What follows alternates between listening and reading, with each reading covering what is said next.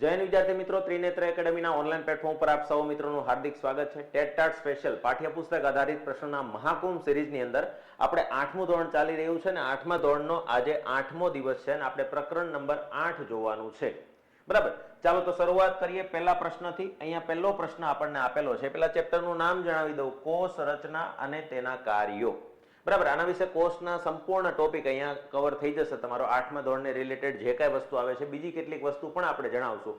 આ અગાઉ આપણે 9મા ધોરણમાં પણ આ ટોપિક ભણી ગયા હતા। બરાબર, અહીંયા પહેલો જ પ્રશ્ન આપેલો છે કે કયા વૈજ્ઞાનિકે બૂચના પાતળા છેદનો અભ્યાસ કર્યો હતો? બૂચનો પાતળો છેદ સૂક્ષ્મદર્શક યંત્રમાં જોયો અને એને નાના નાના ખાના દેખાણા। એને શબ્દ આપ્યો સેલ। સેલ બોલે તો કોટરી, ખાનું, અને પછી ધીરે ધીરે એ સેલનો શબ્દનો અર્થ જે છે એ કોષ થઈ ગયો। એટલે અહીંયા એવું પૂછવા માંગે છે આ પ્રશ્નની અંદર કે કોષની શોધ કોણે કરી હતી? તો આપણને જવાબ યાદ આવી જશે। કોષના શોધકનું નામ છે રોબર્ટ હુક। શું નામ છે? Robert hook. રોબર્ટ હુક નામના વ્યક્તિએ કોષની શોધ કરેલી છે। બરાબર, હવે તમને બાકીના જે 3 વૈજ્ઞાનિકો છે એના વિશે વાત કરી દઉં કે આ જે રોબર્ટ બોયલ છે ને, એ બોયલનો નિયમ ક્યાં આવે છે? તો તમને ખબર, રસાયણ વિજ્ઞાનમાં આવે। આ રસાયણ વિજ્ઞાનની અંદર આવે છે। આ રસાયણ વિજ્ઞાની છે। બરાબર, એટલે આ વાત અહીંયા ચર્ચા થવાની નથી, પણ રોબર્ટ બોયલ જે છે એને બોયલનો સિદ્ધાંત આપેલો છે અને એ આખી જે વસ્તુ જે છે એ રસાયણ વિજ્ઞાનનો ટોપિક છે। અહીંયા જો બાકીના 3 મોસ્ટ આઈએમપી વાત કરીએ, લુઈ પાસ્વર જે છે, લુઈ પાસ્વરે શેની શોધ કરેલી છે? તો હડકવાની રસી શોધેલી છે। હડકવાની રસી। પછી ત્યારબાદ જો વાત કરીએ તો એમણે આજે આપણે આથવણની ક્રિયા કહેવાય, એ આથવણની ક્રિયાના શોધક પણ એ જ છે। આથવણની ક્રિયા। બરાબર, અને ત્યારબાદ જો આની ખાસ વાત કરીએ તો પેસ્ચ્યુરાઇઝેશન, પેસ્ચ્યુરાઇઝેશનના શોધક પણ એ જ છે। પેસ્ચ્યુરાઇઝેશન ના શોધક કોણ છે? લુઈ પાસ્વર છે। અને લુઈ પાસ્વર જે છે એમનું મૃત્યુ જે થયું એ 28 સપ્ટેમ્બરના રોજ થયું હતું। 28 સપ્ટેમ્બર। તમને એમ થાય સાહેબ આના મરવાની વાત શું કામ કરે છે? કેમ કે તે દિવસે વિશ્વ હડકવા દિવસ ઉજવવામાં આવે છે। વર્લ્ડ રેબીઝ ડે 28 સપ્ટેમ્બરના રોજ લુઈ પાસ્વરની મૃત્યુ તિથિ નિમિત્તે ઉજવવામાં આવે છે। એડવર્ડ જેનરને તમે ઓળખો છો, રસીકરણના પિતા તરીકે ઓળખવામાં આવે છે। રસીકરણના પિતા તરીકે કોને ઓળખવામાં આવે છે? તો એડવર્ડ જેનરને ઓળખવામાં આવે છે, કારણ કે તેને શીતળાની રસી શોધી હતી। શીતળાની રસીના શોધક કોણ છે? તો યાદ રાખવાનું છે એડવર્ડ જેનર છે।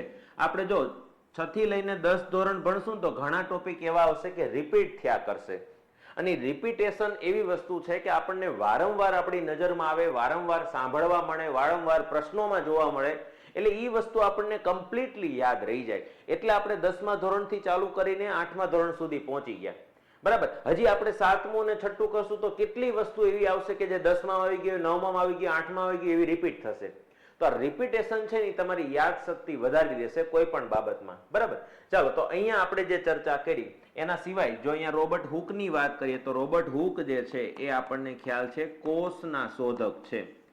કોષ શબ્દ સૌપ્રથમ કોણે આપ્યો? તો પણ રોબર્ટ હુક આવશે, અને કોષની શોધ કોણે કરી? તો પણ રોબર્ટ હુક આવશે। લાકડાનું એક બૂચ જે છે એના ઉપર પ્રયોગ કરીને સૂક્ષ્મદર્શક યંત્રમાં નિરીક્ષણ કરીને એને કોષની શોધ કરેલી છે। ચાલો આગળના પ્રશ્ન, રોબર્ટ હુક અહીંયા તમને દેખાય છે બેકગ્રાઉન્ડની અંદર। બરાબર, આગળ વધીએ આપણે તો નીચેનામાંથી સાચું વિધાન જણાવો। અહીંયા 2 વિધાન આપેલા છે અને 2 વિધાનમાંથી કયું સાચું છે એ આપણે જણાવવાનું છે। ચાલો હું તમને અહીંયા પહેલા વિધાન વાંચીને સમજાવું છું કે કોષોના જુદા જુદા સમૂહો એક પ્રકારના કાર્યો કરે છે। એટલે કોષના જુદા જુદા સમૂહ હોય ને એ એક જ પ્રકારના કાર્ય કરે। બરાબર, અને બીજી વાત અહીંયા એવી કરી છે કે કોષોના જુદા જુદા સમૂહો અનેક પ્રકારના કાર્યો કરે છે। હું તમને એક્ઝામ્પલ આપું તો આપણા શરીરની જો ચર્ચા કરીએ તો આપણા શરીરમાં જે કોષો આવેલા જે છે એની અંદર વાત કરીએ તો રુધિર કોષ આવે। રુધિર કોષની અંદર પણ 3 કોષો આવશે, આરબીસી એટલે કે રક્તકણ, ડબલ્યુબીસી વ્હાઇટ બ્લડ સેલ એટલે શ્વેત કણ, અને પ્લેટલેટ્સ બરાબર. આને કહેવાય છે રક્તકણ, રક્તકોષ, આને કહેવાય છે શ્વેતકણ અને આને કહેવાય છે ત્રાકકણ. ત્યારબાદ જો વાત કરીએ તો એક ચેતાકોષ આવે છે આપણા શરીરમાં, જે મગજ સાથે જુદા જુદા સંદેશાઓ માહિતી પહોંચાડે છે. ત્યારબાદ મેદકોષ આવે, ચરબી માટેનો જે કોષ છે એને મેદકોષ કહેવાય. મસલ્સ માટે જે છે એને સ્નાયુ કોષ કહેવાય. હાડકા માટે જે છે એને અસ્થિકોષ કહેવાય. પ્રજનન માટે જે પુરુષમાં આવે એને શુક્રકોષ કહેવાય. માદાની અંદર જે આવે એને અંડકોષ કહેવાય. તો આવા ઘણા બધા પ્રકારના કોષો આપણા શરીરમાં છે. શું તમને લાગે છે કે રક્તકણ જે કાર્ય કરે એ જ શ્વેતકણ કરે, એ જ ત્રાકકણ કરે, એ જ અસ્થિકોષ કરે, એ જ સ્નાયુકોષ, મેદકોષ, ચેતાકોષ, શુક્રકોષ, અંડકોષ કરશે? નહીં. તો આપણને એટલી ખબર છે કે જુદા જુદા કોષોના કાર્યો જુદા જુદા છે. એટલા માટે પહેલું વિધાન જે છે એ એકદમ ખોટું થઈ જશે. જુદા જુદા સમૂહોના કોષો એક જ કામ કરે છે. ના ભાઈ, જુદા જુદા કોષોના સમૂહ જે છે એ જુદું જુદું કામ કરે છે. તો અહીંયા વિધાન 2 જે છે એ સાચું વિધાન થશે. વિધાન 1 જે છે એ એકદમ ખોટું વિધાન છે.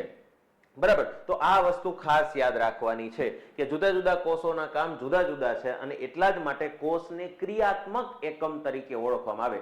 જુદી જુદી ક્રિયા કરવા માટે જુદા જુદા. હવે વિચાર કરો ને, રુધિર કોષમાં 3 કોષ છે તો ત્રણેય કોષના કામ જુદા જુદા છે. બરાબર. તો આ વસ્તુ ખાસ યાદ રાખવાની છે. આગળ વધીએ આપણે એના પછીનો પ્રશ્ન. બહુકોષીય સજીવોના જીવનની શરૂઆત એક કોષથી થાય છે, જેને શું કહે છે? બરાબર. બહુકોષીય સજીવો જે છે એના જીવનની શરૂઆત જે છે એ એક કોષથી થાય છે, તેને શું કહેવાય છે? હવે આપણા જીવનની શરૂઆત છે એ આપણને ખબર છે કે આપણા માતૃપેઢી અને પિતૃપેઢીની અંદરથી અંડકોષ અને શુક્રકોષ ભેગા થવાથી આપણો જન્મ થયો છે. હવે અહીંયા અંડકોષે આપેલું છે, શુક્રકોષે આપેલું છે, અને એ અને બી બંને એવું ક્યાંય નથી આપેલું.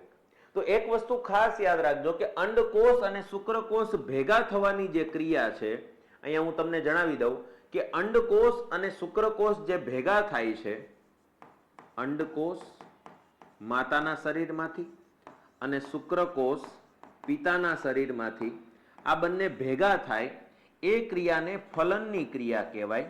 કઈ ક્રિયા કહેવાય? ફલનની ક્રિયા. અને એનાથી જે ઉત્પન્ન થાય એને ફલિતાંડ કહેવાય. શું કહેવાય? ફલિતાંડ કહેવાય. અથવા તો આ જે ફલિતાંડ છે એને યુગ્મનજ પણ કહી શકાય છે. શું કહી શકાય છે? યુગ્મનજ પણ કહી શકાય છે. તો ફલિતાંડ અથવા યુગ્મનજ જે છે ત્યાંથી આપણા જીવનની શરૂઆત થઈ એમ કહેવાય. પછી ગર્ભાશયની અંદર આ ફલિતાંડનો વિકાસ થયો, 9 મહિના સુધી વિકાસ થયો અને સંપૂર્ણ વિકાસ થયા બાદ ગર્ભાવસ્થા પરિપક્વ થઈ ગયા બાદ આપણો જન્મ થયો. પણ આપણા જીવનની શરૂઆત ક્યારે થઈ ગઈ હતી? જ્યારે અંડકોષ ને શુક્રકોષ ભેગા થયા ને ત્યારથી. બરાબર. તો આ વસ્તુ ખાસ યાદ રાખવાની છે. તો હવે તમને જવાબ આવડી ગયો હશે. અહીંયા જવાબ આવશે ફલિતાંડ. તો આવા નાના નાના પ્રશ્નો જે છે એ ઘણી વખત આપણને કન્ફ્યુઝ કરી દેતા હોય છે. આ વસ્તુ ખાસ ધ્યાનમાં રાખવાની છે. બરાબર. ચાલો આગળ વધીએ આપણે. એના પછીનો સવાલ આપેલો છે કે નિશ્ચિત કાર્ય કરતા કોષોના સમૂહને શું કહેવાય? એક જ સરખા કામ કરતા, એક જ સરખી રચના ધરાવતા એક સરખા કોષોના સમૂહને શું કહેવાય? તો પહેલા હું તમને આખી હારમાળા સમજાવી દઉં છું કે ભાઈ કોષો હોય ને, કોષો, એવા એક સરખા કોષો જે છે ને એના સમૂહને પેશી કહેવાય. શું કહેવાય? પેશી કહેવાય. પછી આવી જુદી જુદી પેશી ભેગી થશે. જો અહીંયા એક સરખા કોષો ભેગા થશે, અહીંયા યાદ રાખજો એક સરખા કોષો ભેગા થશે. બરાબર. એક સરખા કોષોના સમૂહને અને પેશી કહેવાય. અને હવે જે વાત કરવાની છે કે એ જુદી જુદી પેશીના સમૂહને શું કહેવાય? અંગ કહેવાય. શું કહેવાશે? અંગ કહેવાશે. એટલે અહીંયા ખાસ યાદ રાખવાનું છે, જુદી જુદી પેશી ભેગી થશે. બરાબર. જેમ કે આપણો હાથ છે તો એમાં અસ્થિ પેશી હોય, રુધિર પેશી હોય, પછી સ્નાયુ પેશી હોય, ચેતા પેશી હોય. તો આવી જુદી જુદી પેશીઓ ભેગી થઈ ત્યારે આ એક અંગ તૈયાર થયો. તો પેશીના સમૂહને શું કહેવાય? અંગ. પણ જુદી જુદી પેશીના સમૂહને અંગ કહેવાય.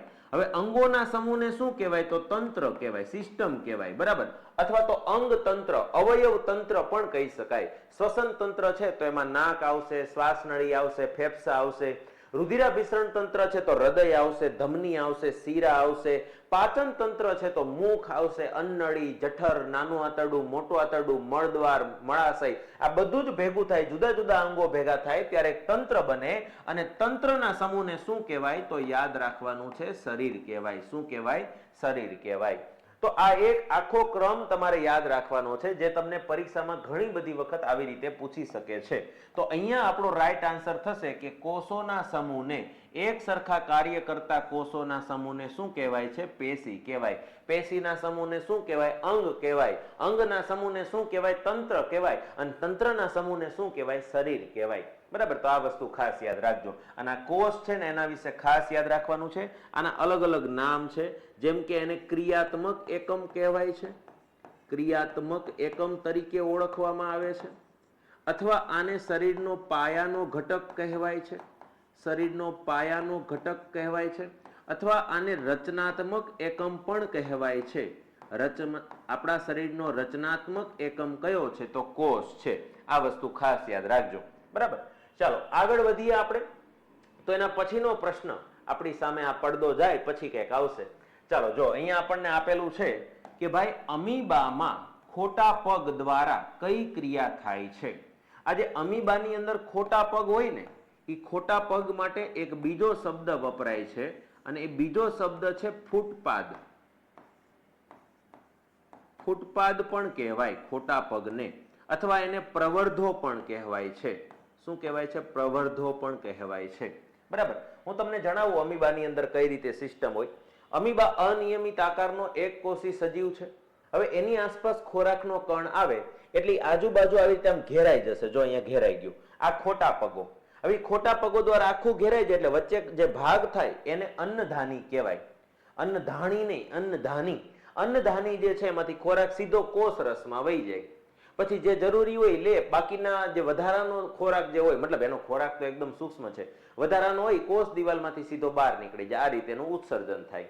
પણ આ વસ્તુ આપણને એટલી ખબર પડી કે એના જે ખોટા પગ જે છે ને એ ખોરાકનું ગ્રહણ કરવા માટે ઉપયોગી છે, એ ચાલવા માટે કે ત્યાં ક્યાંય ઉપયોગી નથી. તો અહીંયા આપણને જે ઓપ્શન આપ્યો છે, જો ઉત્સર્જન, ખોરાકનું પાચન, શ્વસન ને ખોરાકનું અધિગ્રહણ, મતલબ ખોરાકનું ગ્રહણ કરવા માટે. પાચન તો સીધું થઈ જાય છે, એમાં કઈ પગની જરૂર પડતી નથી. પણ એના ખોટા પગ જે આપણે ઉપયોગમાં લીધા એ ક્યાં લીધા? તો ખોરાકને ગ્રહણ કરવા માટે. આપણી પાસે જેમ હાથ વડે ખોરાકને ગ્રહણ કરવાની શક્તિ છે, એમ અમીબા પાસે એ ખોટા પગ વડે ખોરાકને ગ્રહણ કરવાની શક્તિ છે, એમ આપણે અહીંયા કહી શકીએ. તો આપણો રાઈટ આન્સર શું થઈ જશે? અમીબામાં આવેલા ખોટા પગો અથવા ફૂટપાદ અથવા પ્રવર્ધો જે છે એ ખોરાકને ગ્રહણ કરવા માટે ઉપયોગી છે. બરાબર, ચાલો આગળ આપણે વાત કરીએ તો ચેતાકોષ. ચેતાકોષ જે છે એ ચેતાકોષ નીચે પૈકી કયા કાર્યમાં મદદ કરે છે? હવે જો ચેતાકોષ વિશે કેટલીક માહિતી હું તમને આપી દઉં કે આ ચેતાકોષ જે છે એ કોની સાથે સંકળાયેલો કોષ છે? તો આપણને ખબર છે નર્વસ સિસ્ટમ, બોલે તો ચેતાતંત્ર. ચેતાતંત્ર સાથે સંકળાયેલો એક કોષ છે.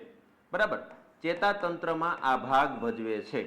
અંગોથી મગજ સુધી અને મગજથી અંગો સુધી જુદી જુદી સંવેદનાઓની માહિતી જે છે એ ચેતાકોષ એક જગ્યાથી બીજી જગ્યાએ લઈ જાય છે. અને આ જ ચેતાકોષ જે છે એમાં યાદ રાખવાનું છે કે શરીરનો સૌથી લાંબો કોષ છે. સૌથી લાંબો કોષ કયો છે? તો યાદ રાખજો ચેતાકોષ. આશરે 1 મીટર જેટલી લંબાઈ વાળો ચેતાકોષ પણ મળી આવેલ છે. બરાબર, અને ચેતાકોષ છે એને માનવ શરીરનો સૌથી મોટો કોષ પણ ગણવામાં આવે છે. સૌથી મોટો કોષ પણ ગણવામાં આવે છે. આ વસ્તુ યાદ રાખજો. અને અહીંયા ચેતાકોષ તમને દેખાય છે, આ ટાઈપનો આખો ચેતાકોષ આવે છે. બરાબર, ચેતાકોષ જે છે એ માહિતીને એક જગ્યાએ બીજી જગ્યાએ લઈ જવા માટે ચેતાતંત્રમાં શરીરનો સૌથી લાંબો કોષ પણ કહી શકાય, શરીરનો સૌથી મોટો કોષ પણ કહી શકાય. હકીકતમાં સાઈઝની દ્રષ્ટિએ મોટો નથી, લંબાઈની દ્રષ્ટિએ મોટો છે. સાઈઝની દ્રષ્ટિએ જો મોટા કોષની વાત કરવા જઈએ ને તો અંડકોષ આવે. પણ અંડકોષ છે એ માત્ર સ્ત્રીમાં જ જોવા મળે છે, પુરુષમાં જોવા મળતો નથી. એટલે આપણે ચેતાકોષને જ સૌથી મોટો કોષ ગણી લીધેલો છે. બરાબર, હવે કામ શું કરે છે? તો હલનચલન કરે છે, સંકલન કરે છે, સહનિયમન કરે છે કે બી અને સી બંને? હવે બી અને સી બંને જોઈને બધાને એમ લાગતું હશે કે ભાઈ બી અને સી બંને આવશે, તો એનો વાત સાચી છે કે ભાઈ અહીંયા બી અને સી બંને આવશે જ, કેમ કે એ સંકલન અને સહનિયમન કરવા માટે ઉપયોગી છે. સંકલનનો મતલબ શું થાય? તો બે વસ્તુનું સંકલન કરવું, એટલે મગજ, કરોડરજ્જુ અને અંગો આ બધાને ભેગા રાખવાનું કામ, એની સાથે આંતરક્રિયાઓ કરવાનું કામ કોણ કરે છે? તો ચેતાકોષ કરે છે, એટલે સંકલન કરશે. સહનિયમનનો મતલબ શું થાય? તો સંદેશાઓ લઈ આવે છે, પાછા એને મોકલે છે, જવાબ સ્વરૂપે, તો આખું સહનિયમન કરે છે. તો સંકલન અને સહનિયમન આ બંને મતલબ એક જ થાય. તો અહીંયા આપણો રાઈટ આન્સર થશે બી અને સી બંને માટે ચેતાકોષ ઉપયોગી છે. બરાબર, ચાલો આગળ વધીએ આપણે. તો એના પછીનો પ્રશ્ન આપણને આપેલો છે કે સૌથી નાનો કોષ કયો? હવે અહીંયા આપણને ચોખવટ નથી કરી કે ક્યાં નાનો, એટલે આપણે વિશ્વમાં સૌથી નાનો કોષ આપવો પડે. અહીંયા આપણને ઘણા બધા કોષ આપેલા છે, શાહમૃગનું ઈંડું, બેક્ટેરિયા, અમીબા, પેરામિશિયમ. તો અહીંયા હું તમને કેટલીક વસ્તુ પહેલા ચોખવટ કરી દઉં કે આપણને અલગ અલગ ટાઈપના ઘણા બધા પ્રશ્નો પૂછાય છે. જેમ કે એવું પૂછાય કે સજીવ સૃષ્ટિનો અથવા તો વિશ્વનો સૌથી મોટો કોષ કયો? મોટો કોષ કયો? બરાબર, તો આપણે અહીંયા હું તમને પેલા આખી વસ્તુ દેખાડી જ દઉં. બરાબર, એટલે તમને વધારે નકર ફોટા ઉપર આવી જશે. અહીંયા તમને બે કોષ દેખાય છે, આ શાહમૃગનું ઈંડું છે. એટલે હવે તમને એવું પૂછવામાં આવે કે સજીવ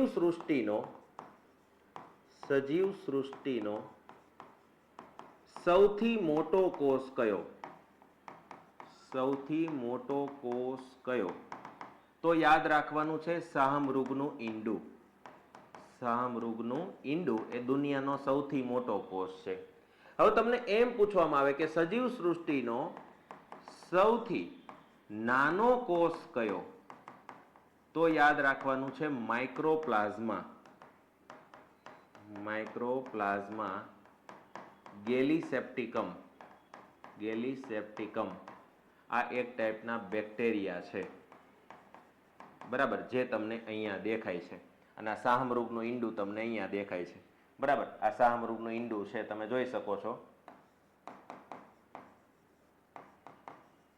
કેટલું મોટું છે એની પણ તમે કલ્પના કરી શકો. એ માટે મેં હાથમાં પકડેલું બતાવેલું છે કે કેવડું મોટું ઈંડું હોય છે એનું. તો આ સૌથી મોટો કોષ છે. બરાબર, તમને એમ થાય આ થોડો કોષ કહેવાય, આમાં તો ઘણા બધા કોષો ન આવે? ના, ન આવે. એમાં એક જ વસ્તુ, અંદર જે ઓલું ઘાટું ગોળ આવે એને આપણે કોષ કેન્દ્ર કહીશું. જે લાળ જેવું આવે છે, લિક્વિડ જેવું, એને કોષ રસ કહેવાય. અને ઉપરની જે પોપડી છે એને કોષ રસ પટલ કહેવાય. એટલે ઈંડું હોય ત્યાં સુધી એક કોષ તરીકે કામ કરે છે. તો દુનિયાનું સૌથી મોટું ઈંડું કોનું? તો શાહમૃગનું ઈંડું. પેલા ડાયનોસરનું હતું, પણ અત્યારે એ લુપ્ત થઈ ગયા છે. હવે ઈંડા પથ્થર સ્વરૂપે જોવા મળે, એ સજીવમાં નથી ગણાતા. એટલે દુનિયામાં અત્યારે સૌથી મોટું ઈંડું કોનું છે? શાહમૃગનું. તો આ વસ્તુ ખાસ યાદ રાખવાની છે. આના સિવાય તમને ઘણા બધા પ્રશ્નો એવી રીતે પણ પૂછાશે. એક્ઝામ્પલ તરીકે એવું પૂછાય કે માનવ શરીરનો સૌથી મોટો કોષ કયો છે? તો યાદ રાખવાનું છે ચેતાકોષ. ચેતાકોષ ન આપેલું હોય તો અંડકોષ ટીક કરી શકાય. અંડકોષ હકીકતમાં સૌથી મોટો છે, પરંતુ માત્ર સ્ત્રીમાં જોવા મળે છે, પુરુષમાં જોવા મળતો નથી. અને અહીંયા વાત થાય છે માનવ શરીરની, એટલા માટે આપણે ચેતાકોષને પહેલી પ્રાયોરિટી આપશું. બરાબર, હવે તમને એમ પૂછાય કે માનવ શરીરનો સૌથી નાનો કોષ કયો છે? સૌથી નાનો કોષ કયો છે? તો યાદ રાખવાનું છે રુધિરકોષ. રુધિરકોષમાં પણ યાદ રાખશું આરબીસી, મતલબ કે રક્તકણ, અથવા તો યાદ રાખવાનું છે શુક્રકોષ. હકીકતમાં રુધિરકોષ કરતા શુક્રકોષ નાના છે, પણ હવે તમે સમજી ગયા છો કે માત્ર પુરુષમાં જોવા મળે, શુક્રકોષ સ્ત્રીમાં ન હોય. એટલે બંનેમાં હોય એવા નાના કોષ કયા છે? તો રુધિરકોષ. તો પહેલી પ્રાયોરિટી કોને આપવાની? રુધિરકોષને. બરાબર, તો આવી રીતે આપણા પ્રશ્નોનું નિરાકરણ અહીંયા આવશે. આપણો પ્રશ્ન અહીંયા તો સૌથી નાનો કોષ. હવે માનવ શરીરમાં સજીવ સૃષ્ટિમાં એવી ચોખવટ નથી કરી, તો દુનિયાનો સૌથી નાનો કોષ છે એ બેક્ટેરિયા છે. અને બેક્ટેરિયાનું નામ શું છે? તો માઇક્રોપ્લાઝ્મા ગેલિસેપ્ટિકમ નામના એક બેક્ટેરિયા છે, જે વિશ્વના સૌથી નાનામાં નાના કોષની અંદર સમાવેશ થાય છે. બરાબર, તો આ વસ્તુ ખાસ યાદ રાખવાની છે. આગળ વધીએ આપણે. તો એના પછીનો પ્રશ્ન તમે અહીંયા જોઈ શકો છો કે ભાઈ મનુષ્યની અંદર મનુષ્યના શરીરનો લાંબો અને શાખિત કોષ કયો છે. હવે એ કોષ તમે જોયેલો છે, આ લાંબો અને શાખિત કોષ હમણાં જ આપણે ચર્ચા થઈ ગઈ કે મનુષ્યના શરીરમાં સૌથી લાંબો અને શાખિત કોષ કયો છે, ચેતાકોષ છે. બરાબર. ચાલો ત્યારબાદ આગળ વાત કરીએ તો એના પછીનો પ્રશ્ન છે કે પ્રાણી કોષમાં કઈ અંગિકા ગેરહાજર હોય છે. તો હું તમને 3 અંગિકા જણાવું છું. એ અંગિકા પ્રાણીઓમાં અને વનસ્પતિમાં હાજર ગેરહાજરના પ્રશ્નો વધારે પૂછાય. એક તો ખાસ આવશે હરિત દ્રવ્ય અથવા તો હરિત કણ. બરાબર, જેને આપણે ક્લોરોફિલ કહીએ છીએ, જેને આપણે શું કહીએ છીએ, ક્લોરોફિલ, હરિત કણ. ત્યારબાદ એક વસ્તુ યાદ રાખવાની છે, કોષ દિવાલ, કોષ દિવાલ, અને હજી એક વસ્તુ યાદ રાખવાની છે, તારા કેન્દ્ર. આ 3 અંગિકા જે છે એ વનસ્પતિ અને પ્રાણીમાં થોડીક અલગ રીતે જોવા મળે છે. તો એના વિશે જો આપણે ચર્ચા કરીએ તો યાદ રાખવાનું છે કે પ્રાણીઓની અંદર, પ્રાણીઓના કોષની અંદર તમને હરિતકણ જોવા મળે? ના. કોષ દિવાલ જોવા મળે? ના. તારા કેન્દ્ર જોવા મળે? હા. ત્યારબાદ યાદ રાખશું કે વનસ્પતિઓની અંદર, વનસ્પતિના કોષની અંદર હરિતકણ જોવા મળે? હા. કોષ દિવાલ જોવા મળે? હા. તારા કેન્દ્ર જોવા મળે? ના. તો અહીંયા તમને એવું પૂછવામાં આવે કે માત્ર વનસ્પતિમાં કઈ છે, તો હરિત દ્રવ્ય આવશે, હરિતકણ આવશે, ક્લોરોફિલ આવશે, અથવા તો કોષ દિવાલ જે માત્ર વનસ્પતિમાં હોય, પ્રાણીમાં ન હોય. જ્યારે વાત થાય કે તારા કેન્દ્ર શેમાં જોવા મળે, તો માત્ર પ્રાણીઓમાં શું જોવા મળે, તો તારા કેન્દ્ર જોવા મળે. તો આ વસ્તુ અહીંયા યાદ રાખવાની છે. અને ત્યારબાદ જો આપણે અહીંયા ચોખવટ કરીએ કે ભાઈ આ કોષ દિવાલ શેની બનેલી હોય છે, તો સેલ્યુલોઝની બનેલી હોય છે. શેની બનેલી હોય છે? સેલ્યુલોઝની બનેલી હોય છે. અને આ સેલ્યુલોઝ એક પ્રકારનું કુદરતી પોલિમર કહેવાય જે ગ્લુકોઝનું બનેલું હોય છે. તો અહીંયા આપણો પ્રશ્ન હતો પ્રાણી કોષમાં કઈ અંગિકા ગેરહાજર હોય છે.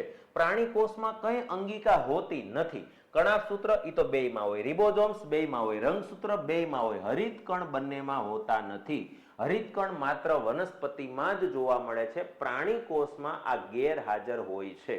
તો આ પ્રશ્ન નહીં સમજવાનો છે ને, આ વસ્તુ પણ યાદ રાખવાની છે. આ ઘણી બધી રીતે અલગ અલગ રીતે પૂછાય છે. ચાલો ત્યાર પછી આપણે આગળ વાત કરીએ તો ઉર્મિ વેગના વહનની ક્રિયા કયા કોષ દ્વારા થાય છે? ઉર્મિ વેગ એટલે શું? તો માની લો કે પગમાં કાંટો લાગે અને એની માહિતી મગજ સુધી ફટાફટ ઝડપથી વિદ્યુતના વેગે જે પહોંચે એને ઉર્મિ વેગ કહેવાય. હવે કોના દ્વારા પહોંચે? તો આપણને ખબર છે, ચેતાકોષ દ્વારા પહોંચે. બરાબર. તો અહીંયા આપણો રાઈટ આન્સર શું થઈ જશે? ચેતાકોષ. શું થઈ જશે? ચેતાકોષ. ચાલો ત્યાર પછી ખાસ જે મિત્રોને ટેટ ટાટની આ દ્રોણાચાર્ય બેચ વિશે ખ્યાલ નથી એમને હું જણાવી દઉં. જેને ખ્યાલ છે વેલ એન્ડ ગુડ, જે ભણવા માંડ્યા છે, તૈયારી કરવા માંડ્યા છે દ્રોણાચાર્ય બેચમાં, ખૂબ સરસ. ટેટ 1, 2, સેકન્ડરી, હાયર સેકન્ડરી તમામ પરીક્ષાઓની તૈયારી એક જ બેચની અંદર કરવા માંગતા હોય તો દ્રોણાચાર્ય બેચ છે, જેમાં લાઈવ પ્લસ રેકોર્ડેડ સ્વરૂપે આપણે અભ્યાસ કરાવવાનો છે. અને એની અંદર મેઇન્સ અને પ્રિલિમ્સ બધું આવી જશે, તમામ વિષયો. અત્યારે શિક્ષક અભિયોગ્યતા, ગણિત, રીઝનિંગ, ગુજરાતી વ્યાકરણ, અંગ્રેજી વ્યાકરણ, સામાન્ય જ્ઞાન અને વર્તમાન પ્રવાહ જ્યારે પરીક્ષા નજીક આવે ત્યારે, પણ એની સિવાય સામાન્ય જ્ઞાનની અંદર જીકે સ્વરૂપે આપણે સામાજિક વિજ્ઞાન, ઇતિહાસ, ભૂગોળ, વારસો, બંધારણ, અર્થશાસ્ત્ર 6 થી 10 નું સામાજિક વિજ્ઞાન જે આવે એ કમ્પ્લીટ ભણાવવાનું શરૂ થઈ ગયું છે. લેક્ચરો મુકાઈ ગયા છે. ગુજરાતી વ્યાકરણ, અંગ્રેજી વ્યાકરણના પણ લેક્ચરો મુકાવાના શરૂ થઈ ગયા છે. અને વિષય વસ્તુનું મટીરિયલ પણ અહીંયા આપણે આપવામાં આવે છે અને ફ્રીમાં ટેસ્ટ પણ આપવામાં આવશે.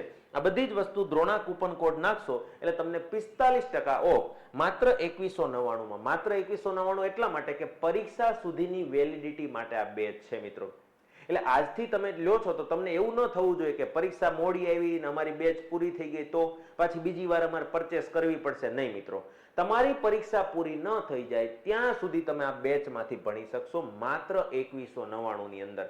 બરાબર. વધારે કોઈ પણ માહિતી જોઈતી હોય તો આ નંબર પર કોન્ટેક્ટ કરજો. અને બાકી પ્લે સ્ટોર ખોલો, ત્રિનેત્ર ઓનલાઈન ટાઈપ કરો અને આ એપ્લિકેશન ડાઉનલોડ કરો. દ્રોણાચાર્ય બેચની અંદર ડેમો લેક્ચર ભરો અને મજા આવે તો આજથી તમારી તૈયારી શરૂ કરો.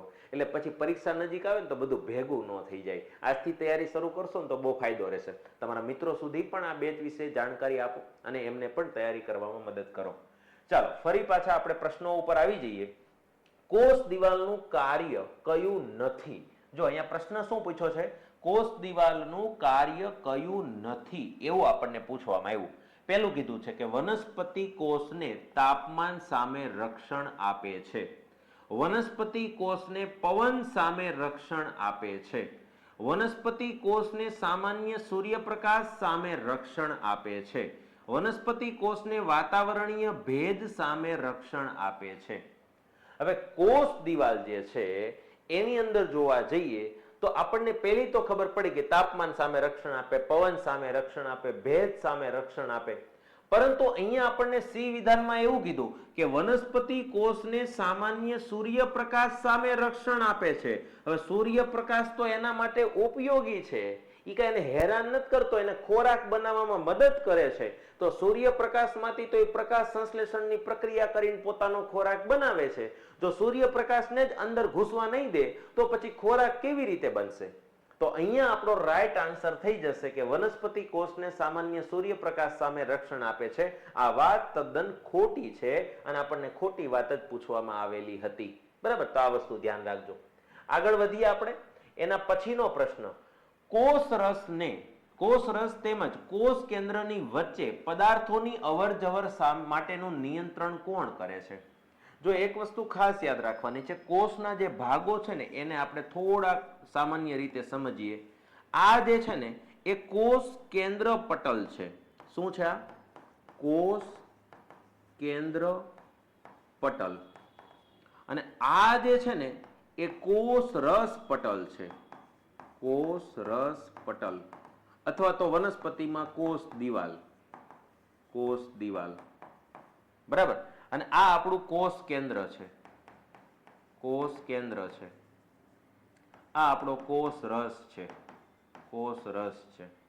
હવે તમે વિચાર કરો કે ભાઈ કોઈ પણ વસ્તુ બહારથી કોષ રસમાં આવે અથવા કોષ રસમાંથી બહાર જાય, એનું નિયંત્રણ કોના અંડરમાં થતું હોય? તો આ ભાગના અંડરમાં.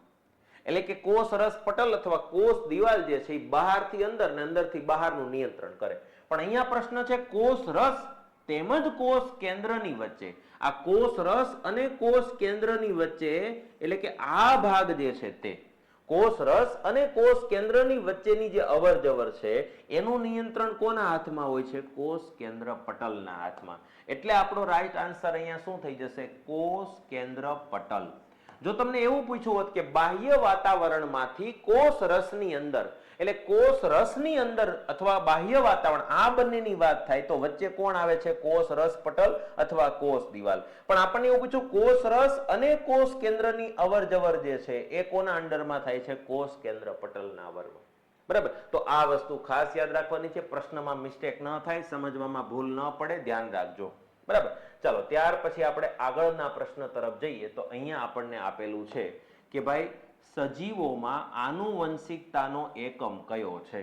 આનુવંશિકતા એટલે શું? તો આપણી ઉપરની પેઢીમાંથી આપણા અંદર જે લક્ષણો રિપીટ થાય છે અથવા તો પુનરાવર્તિત થાય છે, પરંપરાગત લક્ષણો આવે છે, બરાબર, એને કહેવાય આનુવંશિક લક્ષણો. એન બાપા જેવો લાગે છે, એની માં જેવો લાગે છે, એ એની માં જેવો જ થયો છે, એન બાપા ઉપર જ ઉતરો છે.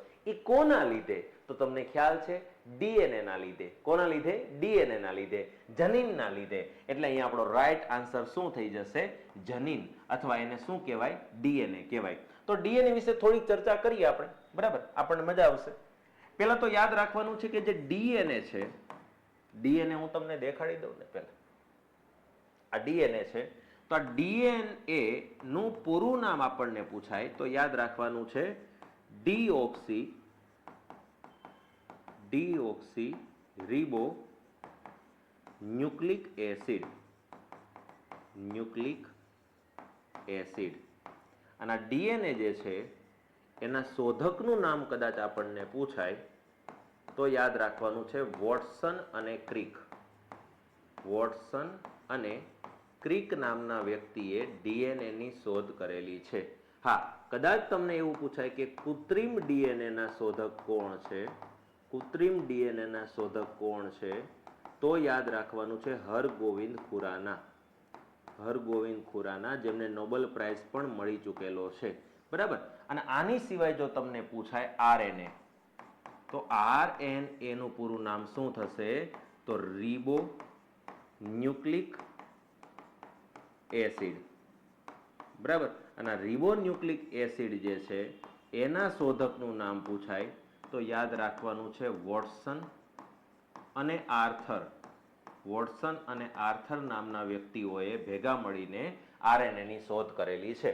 અને ડીએનએ અને આરએનએ ક્યાં આવેલા હોય છે, આનું સ્થાન પૂછાય, આ ક્યાં આવેલા હોય છે તો યાદ રાખવાનું છે કોષ કેન્દ્રમાં આવેલા હોય છે. ક્યાં આવેલા હોય છે?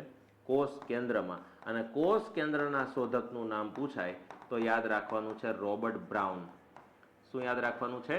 Robert Brown. તો ઘણી બધી માહિતી તમારે કવર થઈ ગઈ, બરાબર. જનીનના લીધે જ આપણે આનુવંશિકતા ભોગવીએ છીએ. 50% લક્ષણો માતાના અને 50% લક્ષણો પિતાના આવે છે, અને એનું કારણ છે આપણા માતા પિતાના ડીએનએ, બરાબર. તો એની અંદર આપણો રંગ, આપણું રૂપ, આપણો સ્વભાવ, આપણો દેખાવ, આપણું વિચાર, વર્તન, વાણી, આ ઘણી બધી વસ્તુ આની અંદર હાજર હોય છે. તો આ વસ્તુ ધ્યાનમાં રાખવાની છે. ચાલો, ત્યારબાદ આપણે આગળના પ્રશ્ન તરફ જઈએ. તો અહીંયા વાહ, મજા આવે છે, બરાબર, કે આવી રીતે આમ ઓલી ડૂચો વળીને વહી જાય, સીધું પ્લેન બનીને વહી જાય, ધડ દઈને પડે પ્રશ્ન, તો આવું બધું કરવાની મજા આવે. અને હું નવરો હતો એટલે પછી મેં આ થોડી ક્રિએટિવિટી કરી, બરાબર. તો પીપીટીમાં કંઈક નવું લાવ્યા આપણે. આગળ વધીએ.